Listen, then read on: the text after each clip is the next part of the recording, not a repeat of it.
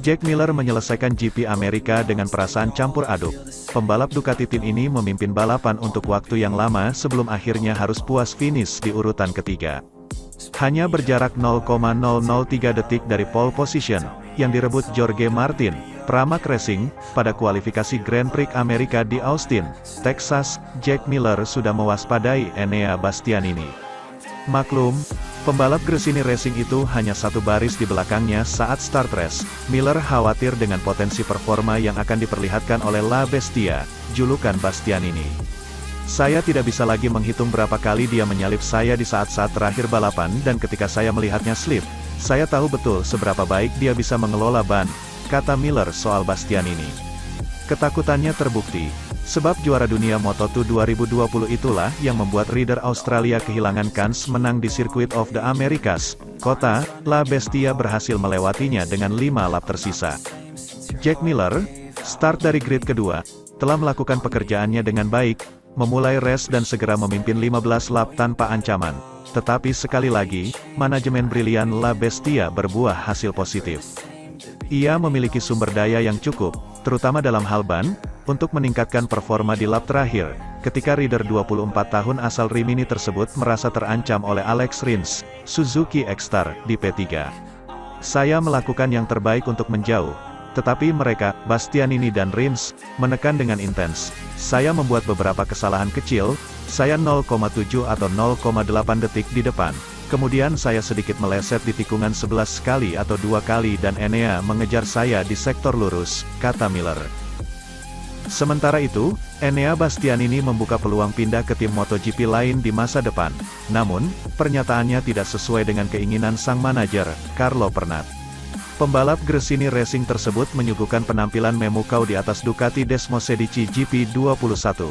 Mengendarai motor tua, ia memborong 2 kemenangan dari 4 balapan. La Bestia merajai MotoGP Qatar dan MotoGP Amerika Serikat sehingga berhak kembali ke puncak klasemen dengan 61 poin. Rupanya talenta juara dunia Moto2 2020 tersebut menarik beberapa tim. Beberapa sudah mengontak manajernya, Carlo Pernat, tapi ditolak dengan alasan tersendiri. Bastianini bisa jadi tangkapan bagus untuk Honda, tapi dia tidak akan pergi. Dia sudah punya pengalaman buruk di Moto3 bersama tim Monlau, di mana dia berisiko tidak bisa lagi jadi pembalap, ujar pria gaek yang pernah menangani Valentino Rossi itu. Orang Spanyol tidak bisa mengatur orang Italia. Enea harus bertahan di tim Italia dan dikelola orang Italia. Sementara itu, Bastianini memiliki pendapat berbeda dengan Pernat. Pembalap 24 tahun tersebut mengisyaratkan bisa saja loncat ke bahtera berbeda. Hanya saja, setiap keputusan penting harus diambil dalam kondisi tenang dan mempertimbangkan banyak faktor. Itu bukan prioritasnya sekarang. Kenyataannya, orang-orang Spanyol justru membuat saya jauh lebih berkembang. Di tim Monlau, kami justru membangun hubungan indah, ia menjelaskan. Saya tidak tahu apakah Honda pasang mata terhadap saya, tapi saya tidak secara mendadak, saya tidak mengecualikan apapun saat ini, pindah ke tim pabrikan Ducati. Untuk sekarang, itu bukan sesuatu yang saya nantikan.